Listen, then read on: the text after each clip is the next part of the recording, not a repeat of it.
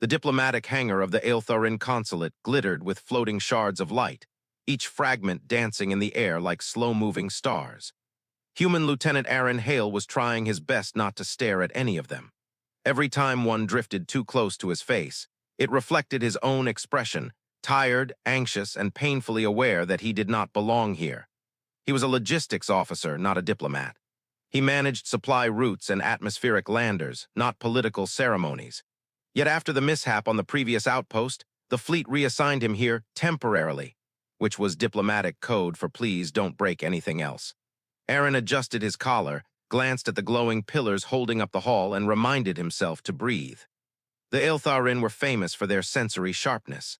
Every movement, every heartbeat, every micro-vibration in his throat, they perceived all of it. So the last thing he wanted was to look like a malfunctioning engine in front of them. Then the world shifted. The crowd parted, not in panic, but in instinctive reverence. Soft silver light spilled across the floor like liquid moonfare. She entered Princess Saelira. Even from a distance, she looked unreal, tall, graceful, her long, luminous ears tapering upward like sculpted crystal. Her eyes were the kind humans weren't built to forget. Glowing sapphire rings around pupils shaped like soft diamonds, bright enough to reflect the entire room. Every step she took shimmered with faint bioluminescent radiance, tracing delicate patterns across her skin. Arin's breath left him entirely. He'd seen holograms, briefing files, official portraits. None had mentioned that she would look like this. Beside him, Specialist Nova leaned in. "Stop staring. You're gonna burn a hole in her with your eyeballs." "I'm not staring," Arin whispered. "You absolutely are." He forced himself to look away. He needed to focus on his assignment, standing still, blending in, definitely not thinking about alien royalty. Don't look at her again. Don't think about how beautiful she is. Don't think about how you're basically a malfunctioning human toaster in comparison. Something shifted, silence, sudden total silence. It took him a full second to realize the entire hall had stopped talking. Whether out of instinct or dread, every alien head turned in the same direction. Saelira had stopped walking. Her ears had flicked upward, locking on something behind Arin. No, on him, Nova froze. "Oh no, Arin, what did you just say?" "Nothing," he murmured, panicked. "Arin, did you think something out loud again?" He paled. He had absolutely done that thing his therapist warned him about. The thing he always did under stress. He muttered under his breath, muttered it out loud. "I wish someone like her could ever look at someone like me." And Princess Saelira had heard him. Of course she had. The Ael'tharyn didn't just hear sound, they felt sound, intention, wavelength, sincerity. His words must have hit her senses like a flare. Saelira crossed the hall in a straight line. Her entourage scrambled after her. Arin felt his lungs collapse into themselves. "Nova," he whispered. "I'm about to die, right?" "I mean, probably." Nova squeaked. Saelira stopped directly in front of him. The scent of something soft and electric, like starlit rain, drifted from her. Her voice, when she spoke, was impossibly calm. "You said something." Arin's entire soul attempted to evacuate his body. "Your Highness," he stammered. I apologize if I offended."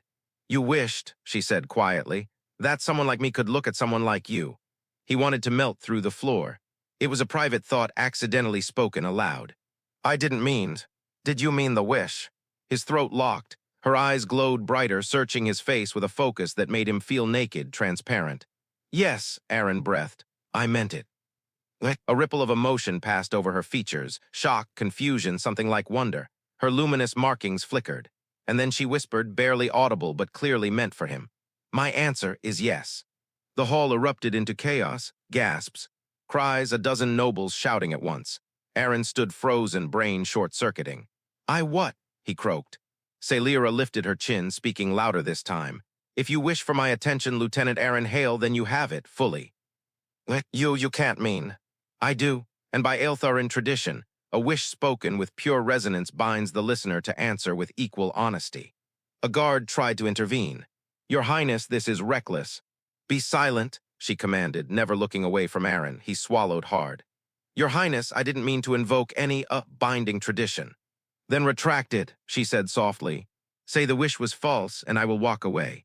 Everything in him screamed to escape, to back out, to avoid disaster. But when he looked into her eyes, truly looked, he saw something he didn't expect. The council chamber above them descended into shouting so loud that even Arin, whose human hearing was embarrassingly average, felt it vibrate through his bones. Guards surged forward in a half-circle, all aimed at separating him from the princess. Saelira raised a single hand. The guards froze mid-step, not hesitating, freezing, muscles locked, bodies held in place by some invisible force. Arin swallowed. Did you just... Yes. Her voice was soft, but carried the weight of a command that bent reality around her. I suppressed their directional impulses. They will move again when I permit it. That's mildly terrifying. I prefer the term practical. The hall's chaos condensed into a single storm of hostile eyes watching them from above. Counselor Heir, older, tall, his ears adorned with silver rings marking him as high governance, leaned over the railing. This is absurd, Heir barked. Your Highness, annul the resonance before the bond stabilizes. That human is unvetted, unranked, and unfit. Saelira's luminous patterns rippled in cool defiance. The resonance does not ask for your permission. It does when it involves the royal heir. Then perhaps the royal heir should be allowed to speak for herself. The room erupted again, but she ignored them, turning back to Arin with a steadying breath. Up close, her glow softened, becoming gentler than the fierce radiance she wore for the council. Arin, she said quietly, the first resonance is ancient, older than our recorded governance. A wish spoken with sincerity, if heard by one of royal lineage, creates a potential bond. If acknowledged, it must be tested. If completed, it becomes irreversible. Irreversible as in marriage.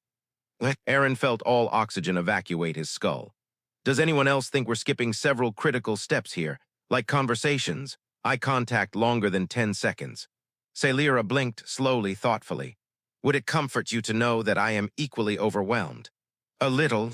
Would it comfort you less to know that half this chamber would prefer I choose someone they can control? That would actually make everything worse. Correct. Another counselor shouted from above, voice sharp like shattering crystal. This cannot proceed. The human is barely trained, barely sensory-aware. He lacks refinement. Saelira's eyes chilled. He has honesty, which is more refinement than any of you have exhibited in years. A wave of scandalized gasps spread across the balcony. 3 guards regained motion, shaking off the suppression field. Saelira tightened her fingers slightly and they froze again. Arin exhaled shakily. Okay, so what exactly happens now? We proceed to the resonance chamber, Saelira said. A formal test under controlled observation. Test of what? Compatibility, intention, emotional resonance patterns. She hesitated. You may reject the bond at any time before the test begins, but once inside, the outcome is binding. Binding, Arin repeated weakly, as in, yes, permanent. He rubbed his face. This was the worst possible day to have a nervous habit of whispering thoughts to himself. He had accidentally invoked a royal marital protocol, a magical one, in a hall of alien nobles. But Saelira's expression stopped his spiraling thoughts. For all her beauty and power, she looked hopeful, and beneath that, afraid, not of him, but of being forced backward into the political machinery she clearly despised. Arin Hale, she said softly, you may walk away. I will not hold you to what was spoken if you disavow it. He met her eyes. They were impossibly bright, reflecting him in full detail, as though she had been waiting her whole life for someone who wasn't performing, calculating, or posturing. Do you want the bond? Arin asked quietly. She inhaled sharply, her bioluminescence pulsing. It was the first time she seemed caught off guard. Yes, she admitted, I do. That one word hit him harder than the entire council screaming. A guard captain finally broke free of the suppression field. Your Highness, this is reckless. Saelira didn't even turn. If any of you attempt to touch him without his consent, I will consider it a direct assault on the crown. Arin's eyes widened. You're very intense. I am heir to the Ael'tharyn sovereignty, she said simply. Intensity is expected. The counselors argued furiously as Saelira gently reached toward Arin, not touching but close enough that he felt warmth from her skin. Walk with me, she murmured. He followed her down a glowing corridor lined with swirling patterns of shifting light. They passed statues older than Earth's oldest empires, murals depicting ancient bonds, and guards who stiffened in shock as the princess escorted a human beside her. Arin kept his voice low. You're taking an enormous risk. So are you. I'm pretty sure I'm only risking an aneurysm. That is not the only danger present. She stopped in front of a vast circular doorway carved with flowing script. The resonance chamber, she said. Right, the place that decides if we accidentally get spiritually married. She glanced down, almost shyly, something he never expected from someone who could silence a room of senators with one command. Arin, she said, voice softer now, when I heard your whispered wish, it was the first unfiltered truth I had received in years. No agenda, no political angle, just a human heart speaking. He swallowed. The sincerity in her voice made his chest ache. She took one slow breath. If we go inside, she whispered, our lives will change, mine irrevocably, yours beyond recovery. And if we walk away, Arin asked. Her glow dimmed like a star lowering its light. Then I return to being a symbol, and you return to a life in which you will always wonder what might have happened if you'd said yes. Silence settled between them. Arin had no idea what tomorrow looked like. He barely knew what next week looked like. The resonance chamber was unlike anything Arin had ever seen. It wasn't a room, it was an atmosphere. A sphere of soft, floating crystal dust suspended in midair, rotating in slow spirals. Pale silver light pulsed through the particles, as if the chamber itself were breathing. Saelira stepped onto the circular platform in the center and motioned for him to join her. The moment his foot touched the platform, the particles around them shimmered, shifting in response to their presence. Don't be alarmed, Saelira murmured. The chamber reads intent. It will react to your heartbeat, your breath, your emotional frequency. My emotional frequency right now is 90% panic. That is acceptable, she said gently. Honesty is the foundation of resonance. The lights brightened, sensing her voice. A melodic tone rippled through the air, and Arin felt something brush against him, an invisible warmth like sunlight on skin. What was that? Calibration. The chamber is analyzing your emotional clarity. Oh, good, perfect. Emotional analysis, my favorite pastime. Saelira's luminous eyes softened. You are trembling. It's not every day I accidentally initiate a magical marriage exam. She took a slow breath, visibly gathering courage, then extended her hand toward him. She did not touch him. Her fingers hovered inches from his. In Ael'tharyn tradition, she whispered, the first physical contact in a resonance test must be offered by the royal heir. Arin swallowed, and if I accept, then the chamber will bind our emotional currents together for the duration of the trial. Every thought you try to suppress will rise. Every fear, every hope, every truth. That sounds horrifying. It is, she admitted softly, but I will be just as exposed. He stared into her eyes. That unguarded vulnerability was more disarming than any political power she held. Arin lifted his hand, and he let their fingers touch. The moment their skin met, the chamber ignited. Light surged upward in a spiral of silver fire. Crystalline dust shot into the air, weaving patterns around them. A vibration passed through Arin's bones, warm, deep, ancient. Saelira inhaled sharply, eyes widening. Your resonance, it's brighter than I anticipated. Is that good? She hesitated. It is rare. The platform beneath them glowed brighter, energy coursing outward.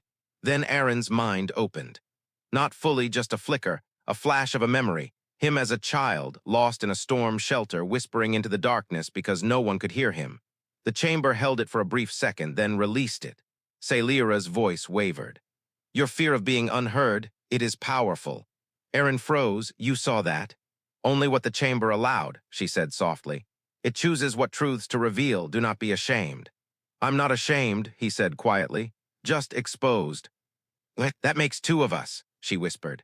The glow around her shifted, revealing a flicker of her own memory. Her standing alone in a colossal hall, dressed in ceremonial robes, her face expressionless as dozens of nobles bowed. And behind that mask, a crushing emptiness, the vision dissolved. Arin blinked. You're lonely, he whispered before he could stop himself. Saelira didn't deny it. Her voice was barely audible. You saw more than the chamber intended. Sorry. No, she said. It is relieving to be seen without asking. Before he could answer, the chamber's tone changed. A deep, resonant chime. Saelira stiffened. The trial is beginning. What was all that before? Preparation. Oh, perfect. Fantastic. A ring of pale light circled their feet, then expanded across the floor in concentric patterns. It is reading us together now, Saelira explained. Our merged resonance. Merged already. Yes, the moment we touched hands. Well, that seems fast. Ael'tharyn protocol values truth over time. Time can be manipulated, truth cannot. Arin didn't have a response for that. The chamber dimmed, silence thickened, and then whispers, not voices, vibrations. Echoes of thoughts. Arin heard Saelira's heart spike and suddenly, impossibly, felt her fear. Not of him, but of losing this chance, of being forced to break the bond. Of returning to a life where she was nothing but an heir, a symbol, a tool. "Saelira," he whispered. "I am here," she said, though her voice shook. "The chamber is amplifying connection. Do not let it frighten you." "It's not frightening," he murmured. "It's honest." Silver light passed between them, swirling around their joined hands. The resonance deepened, warm and heavy in Arin's chest. Then, a sharp crack echoed through the chamber. The lights flickered. Saelira's head snapped upward. Someone is interfering. Arin's blood ran cold. Interfering with what? "With the resonance," she whispered. "They're trying to disrupt the trial." The chamber trembled. A second crack, louder this time. Saelira's markings flared in alarm. "Arin, hold on to me." He tightened his grip instinctively. The resonance surged, colors blurring around them as the chamber fought against the outside interference. Who would do this? Arin shouted over the rising hum. "Counselors hostile to the bond," Saelira said. "If they fracture the resonance now, it could." The platform jolted beneath them. "Kill us," she finished. Arin blinked. "Kill us, as in dead. "Yes." "Well, that's great. Love that for us." Saelira's voice sharpened with command. "Arin, focus on me. Do not think of the chamber. Do not let fear dominate your resonance. Fear weakens the bond." "What strengthens it?" Her eyes locked onto his. "Truth." "You want truth right now?" "Yes, speak something true." The chamber shook harder, light bursting around them like sparks. Arin's mind raced. Something true, something real, something that could anchor them both. He drew in a trembling breath. "I want this," he said. Saelira froze, stunned. He continued, louder now. "I want you not because you're a princess, not because of the resonance, but because when you looked at me in that hall, I felt seen for the first time in years." Her breath caught, the chamber steadied slightly. Saelira stepped closer, their foreheads nearly touching. "Then hear my truth," she whispered. "I have been waiting for someone who speaks without calculation, someone who sees me, not my title, someone who can reach me without fear." Another tremor. Arin held her hands tighter, she held his back. The resonance flared violently, and then, a pulse of white light exploded outward from their bodies. The trembling stopped. The cracks quieted. The chamber stabilized, glowing steady and strong. Saelira exhaled in relief. "We held." Arin sagged. "So we passed." Saelira's eyes widened, then softened into something warm, intensely warm. "No," she whispered. "We did." The chamber doors hissed open with a low, harmonic groan, as though releasing a breath it had been holding for centuries. Arin blinked at the sudden shift. Light, air, gravity all felt subtly different now, as if the world outside didn't quite operate on the same rules as the one he had just walked out of. Saelira stepped beside him, luminous markings still glowing faintly from the resonance. The glow matched his pulse. That alone was enough to scramble his thoughts. Waiting for them was an entire phalanx of guards, and behind them, Counselor Heir. The look on Heir's face was not anger. It was fear disguised as authority. "Your Highness," Heir said, voice cold enough to frost steel, "the bond must be annulled immediately." Saelira's expression did not shift, but the temperature in the hall seemed to drop. "You have no authority over royal bonds." "I have authority over the stability of our sovereignty," Heir snapped. "And this human, this outsider, now has direct influence over the heir to the throne." Arin opened his mouth to defend himself, but Saelira placed a light hand on his arm, subtle but unmistakably intimate. A murmur traveled through the guards. Saelira ignored it. "Counselor," she said, "if you attempted to interfere with the resonance, you have already committed treason." A faint twitch flickered at Heir's jawline, small but unmistakable. The sabotage was him. Arin felt Saelira tense beside him. Her markings darkened, pulsing faint violet anger contained but sharp. Heir recovered quickly. "The chamber malfunctioned, that is all." "No," Saelira said, her voice like sharpened glass. "The resonance nearly collapsed. That only happens when an external disruptor is deployed." Arin spoke before he could second-guess himself. "He's lying." The guard stiffened. Saelira slowly turned her eyes toward him, surprised, then intrigued. He realized she hadn't expected him to speak up. Humans weren't known for challenging Ael'tharyn nobility, much less in their first hour of being bound to royalty. Yet Arin's voice remained steady. The timing was too precise. Whoever interfered knew exactly when the resonance would reach peak vulnerability. Saelira's gaze warmed almost imperceptibly. She gave a small nod, permission to continue. Arin stepped forward. You didn't sabotage the beginning of the trial because failure early on would look like a simple incompatibility. You waited until the bond was nearly sealed, because that's when you could claim that I corrupted it. Silence rippled across the hall. Vayr's eyes narrowed. Human speculation. Human logic, Arin corrected. If I were a political opponent, I would have sabotaged it the exact same way. Saelira inhaled faintly at that, something between amusement and admiration. Arin wasn't done. And since the chamber doesn't store telemetry, only real-time resonance signatures, there's no way to prove your innocence.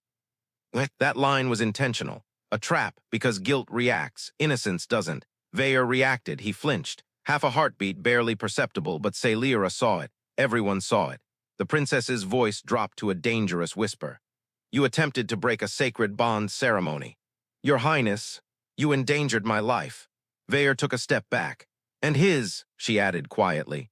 That last part was the most shocking, not to Arin, but to the counselors who froze at the implication. The princess valued him, not as a political tool, not as a bond obligation, but as someone whose safety mattered to her personally. Vayr found his voice again, but it was strained. You are blinded by resonance. Humans are emotionally manipulative. Arin scoffed. I didn't manipulate anything. If I had, trust me, I would have aimed for a bond that doesn't come with assassination attempts. One of the guards coughed to hide a laugh. Vayr's face darkened. This cannot stand. I demand he be put under observation until the elders review the resonance. Saelira tilted her head, denied. You have no right. I am the heir, she said, voice slicing through the air. My bond is beyond your jurisdiction. The hall plunged into silence. A moment later, Saelira turned toward Arin. We are leaving. He followed her down a corridor lined with shimmering walls that shifted color in response to her emotional state, currently deep blue with streaks of bright gold. When they reached a private gallery, she finally stopped. Her breathing was shallow, her glow flickering in erratic pulses. Arin hesitated. Saelira, are you okay? She turned toward him slowly. I am not accustomed to anyone defending me in council chambers. Wait, no one has ever. Never, she looked down, voice softening. I have always been expected to fight alone. Arin frowned, then they're idiots. Her eyes lifted, shocked. Idiots. Yeah, I mean you're powerful, brilliant, terrifying in a good way. Who wouldn't want to be on your side? Her markings flickered with warmth, and she took a step closer, not touching him, but closer than protocol should have allowed. You continue to surprise me, she whispered. You speak to me like I am not royalty. That's because you're more than royalty. Her breath caught. Arin cursed himself internally. He hadn't meant to say that out loud, but apparently the resonance made him honest enough to be dangerous. Saelira moved even closer. Arin Hale, what did you mean? That he struggled with the words. You're a person who deserves someone in her corner, someone who doesn't see you as a title. A soft light bloomed across her skin, and then unexpectedly she reached toward his face. Her fingers hovered an inch from his cheek. May I? She whispered. Arin's heart hammered. Yes. Her hand touched his skin, barely, gently, but the warmth that shot through him was unmistakable. Resonance wasn't magical energy. It was recognition, connection. A depth of feeling amplified by shared vulnerability. Saelira's eyes softened.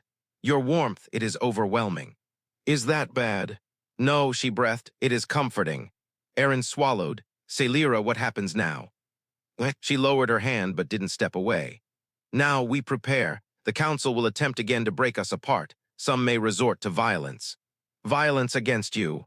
Against us. Arin nodded. Then they'll have to go through me. Her glow brightened. You would protect me. He met her eyes without hesitation. I already did. Her breath hitched just slightly. The corridor lights flickered, dimmed, and then shifted to a pulsing amber tone. Warning. Intrusion detected. The air itself seemed to tighten. Arin drew back behind the pillar as Saelira stepped forward, her posture transforming from elegant royalty into something far more dangerous. A silhouette detached itself from the far wall, tall, lean, clad in matte black. The figure moved with predatory silence, and even without seeing the weapon in his hand, Arin felt the intent ripple off him like static. Saelira exhaled once. The glow along her arms brightened from soft silver to sharp electric white. Assassin, she whispered. Arin froze. He's here for us, she finished. The assassin lunged. Saelira moved before Arin even processed it. A whip of light unfurled from her palm, a razor-thin arc of pure resonance energy. It sliced through the air, intercepting the assassin's blade with a burst of sparks. The sound echoed through the hall like struck crystal. Arin ducked instinctively as Saelira spun, every motion a perfect blend of precision and fluidity. The assassin struck again, faster this time, and she met each blow with effortless, terrifying grace. Arin had known she was strong. He had not known she was lethal.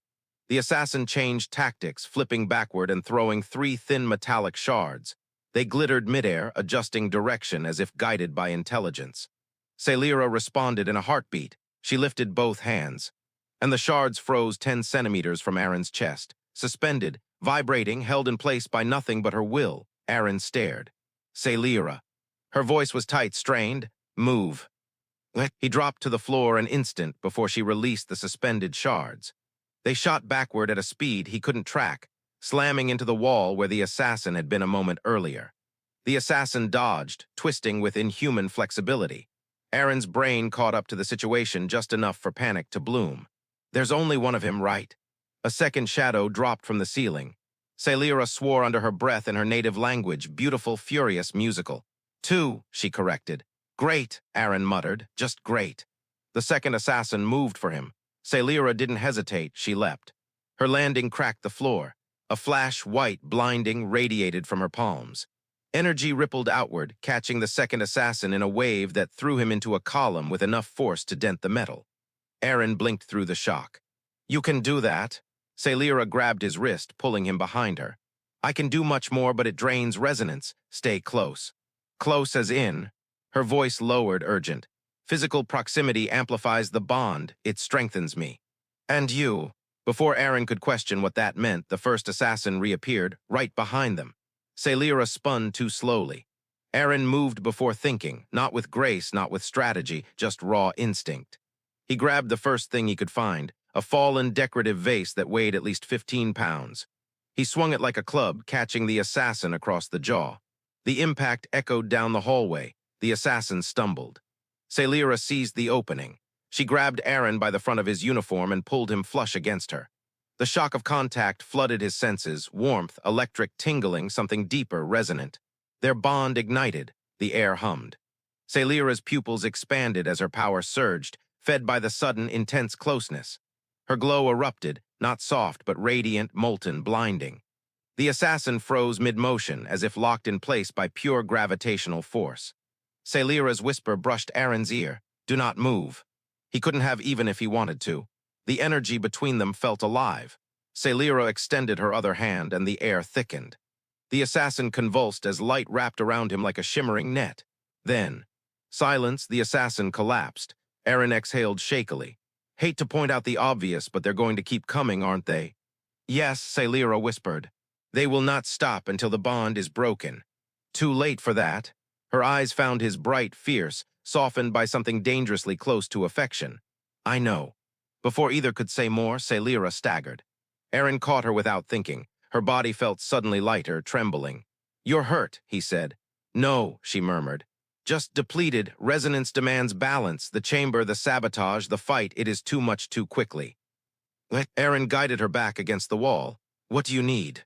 Her breath warmed his neck. Contact. He blinked. Contact, or... Her voice trembled. Your touch stabilizes the bond. The closer you are, the easier it is for me to recover. Though, Arin swallowed, then placed a hand gently against her cheek. Her eyes fluttered closed. Light traveled across her skin like ripples across water. Her breathing evened. A soft, involuntary sound escaped her throat, half relief, half something else. I can feel your heartbeat, she whispered. I can feel yours too, Arin said, confused and awed. That is the bond, she murmured. Our resonance is aligning. How aligned are we talking? He asked softly. Her eyes opened slowly, glowing, tender, vulnerable in a way he had never seen. Arin, she whispered, leaning into his touch, I trust you. The words hit him harder than any blow. She continued, voice barely audible. I have never trusted anyone this quickly, never let anyone close, never allowed anyone to see me like this. Arin swallowed. You don't have to say that. I do, she said, because you stood against the council for me, because you defended me without hesitation, because when death closed in, you moved toward me instead of away. Her hand covered his, and because I feel something with you I have not felt in my entire life. Arin's chest tightened. "What do you feel?" he whispered. She held his gaze. "Safe," she said softly. "I feel safe." The corridor fell into stillness, but the moment was cut short by a distant, echoing boom, heavy footsteps approaching. Saelira tensed. More are coming, stronger ones. Arin helped her stand. "Then we get out of here." "There is only one safe place left," she said. "Where?" She met his eyes. "The royal sanctum. Where all the council opponents can't follow." "Where none dare follow," she corrected. "And how far is that?" "Far." Arin took her hand, gripping it firmly. "Then let's move." For the first time since he arrived on this world, Saelira smiled, not the formal diplomatic kind. The deeper they ran into the palace, the brighter the luminescent pathways became, like veins of light guiding them forward. Saelira's grip on Arin's hand was tight, anchoring him, even as her steps grew unsteady from exhaustion. "Almost there," she breathed. Arin glanced behind them. The hall was empty, but the echoes of pursuit lingered, heavy footsteps, metal scraping stone, rhythmic and patient. Whoever was coming wasn't rushing. They were confident, too confident. The corridor narrowed, then opened into a towering circular doorway carved with twin spirals of crystal. Saelira placed her palm against the center. The door recognized her instantly, light flaring outward like sun rays. The doors parted. Inside was silence. A vast chamber lit only by soft floating orbs. The air felt untouched, sacred. "The royal sanctum," Saelira said. "No one enters without the heir's permission, not even the High Council." Arin stepped inside behind her, but she turned and held his wrist. "Once I seal the doors, we cannot leave until dawn. The sanctum protects, but it also binds." "That's fine," Arin said softly. "I trust you." Her breath hitched. She sealed the door, but the instant the mechanism locked, a slow clap echoed through the sanctum. Arin and Saelira spun around. A figure stepped from behind a tall crystalline pillar. Heir. But not as he'd appeared before, no council robe, no ceremonial jewelry. Now he wore sleek armor traced with dark veins of resonant material. Illegal. Forbidden. Saelira's eyes widened. "You used forbidden resonance stabilizers. That's how you disrupted the chamber." Heir bowed mockingly. "Very good, Your Highness. You tried to kill us. I tried to correct a mistake before it forever altered our people." His voice was cold, measured. "The crown cannot merge with a human. Your bond is an abomination." Arin stepped forward. "Funny, because earlier you seemed worried it would work." "It did work," Heir said flatly, "which is why it must end here." He lifted a small device, shaped like a crystal shard wrapped in metal coils. It pulsed in jagged, broken rhythms. Saelira inhaled sharply. "That's a resonance severer." Arin frowned. "Is that bad?" "It unmakes bonds," she whispered. "Painfully." Heir smiled. "And if the bond breaks violently enough, the human will likely die." Arin's grip tightened around Saelira's hand. "And her." "She will survive," Heir said, "but weakened, bendable. Molded back into the air she was meant to be." Saelira stepped in front of Arin. "You will not touch him." "Move," Heir said, raising the device. "No." He pressed the trigger. A pulse erupted, dark, crushing like gravity collapsing inward. Arin cried out as a searing wave tore through his chest. Not physical pain, something deeper, ripping through the resonance itself. Saelira gasped, stumbling. Their bond flickered. Arin felt it fray, thin threads pulling apart, each strand snapping like nerves being cut. Saelira's markings flared wildly. "Arin, hold on to me." He reached for her, but Heir struck again. Saelira collapsed to her knees. Arin's vision blurred. He tried to crawl toward her, but the force hammered him back. Heir advanced slowly, savoring the collapse.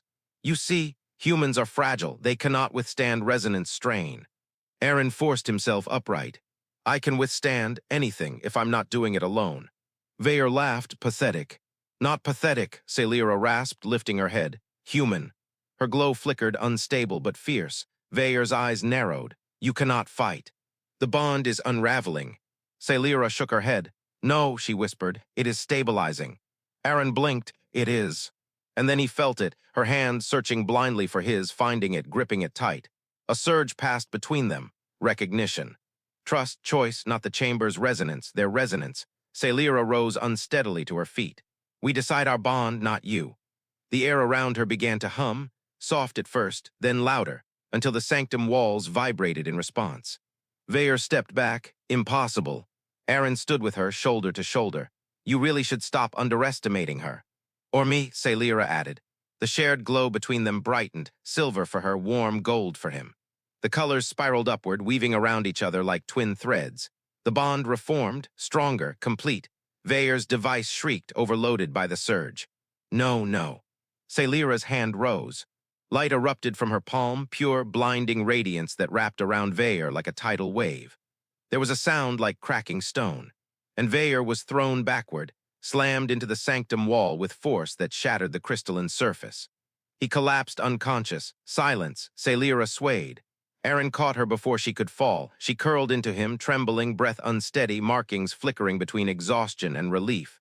"You're safe," Arin whispered. Her voice was barely audible. "I was more afraid for you." He brushed a stray lock of luminous hair from her face. "I'm right here." She shivered, not from cold, but from the overwhelming energy still settling between them. "The bond saved us." "What?" "No," Arin corrected softly. "We saved each other." She looked up at him then, really looked, and something shifted in her gaze. A softness, a warmth that felt like sunlight breaking through cloud. "Arin Hale," she whispered, "I chose the bond because it felt right. I chose it because it was you." Her breath caught. Slowly, carefully, she lifted her hand and placed it against his cheek, not asking this time. "Then hear this," she said quietly. "I will protect you, stand with you, and remain bound to you, not because resonance demands it, but because I want you." Arin swallowed hard. "Saelira."